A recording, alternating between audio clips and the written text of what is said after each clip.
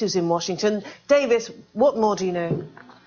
Well, we've just had a statement, Martine, from the Ohio Department of Rehabilitation and Corrections, and they say that inmate Ariel Castro was found hanging in his cell this evening at 9:20 p.m. That's just under 4 hours ago at the Correctional Reception Center in Orient in Cleveland.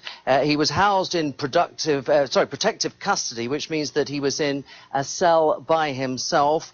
Rounds by prison officials are required every 30 minutes at staggered intervals, apparently. And upon finding Ariel Castro, prison medical staff began performing life-saving measures. Shortly after that, he was transported to a local hospital and pronounced dead an hour and a half after he had been found hanged. A thorough review of this incident is underway, they say in the statement, and more information can be provided as it becomes available, pending the status of this investigation, Martine. Now, it wasn't long ago, was it, that we were completely enthralled with the scenes, the court scenes of Ariel Castro making a plea bargain, and the women whom he'd held captive addressing the court and telling us of perhaps what will be one of the most notorious crimes of the decade, if not the century.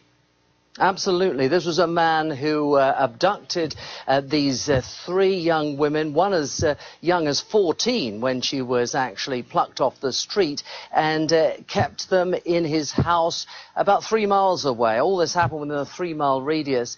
He, of course, fathered a child by one of these women, Amanda Berry, and that child was with Amanda Berry when she managed to escape from the house and called the police. The same day, Ariel Castro was arrested. He was subsequently charged with more than 900 counts of rape and aggravated murder, kidnapping, and so on. He altered his plea to guilty as part of a plea bargain, and part of that plea bargain was that he give up all of his assets, including his house where the women were kept, and that house, of course, has since been demolished. Now, as you say, David, this only happened a few hours ago. We've just heard about it within the last 45 minutes or so. Too early, I guess, for any reaction to have come from his victims.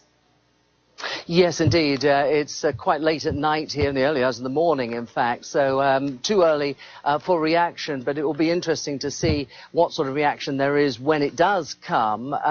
Ariel Castro, known to have been a violent man. He inflicted numerous injuries upon his first wife, and he, of course, told the court in his mitigation that he was addicted to sex and to pornography. He also made the outlandish claim that much of the sex, he believed, was consensual. As I say, he fathered one child by Michelle Knight. He impregnated her at least 5 times, it would seem, and on many occasions he actually managed to get her to miscarry, either by starving or beating her. I'm sure we're going to hear a lot more about this throughout the day, aren't we, David? Thank you very much indeed. David Willis, our correspondent.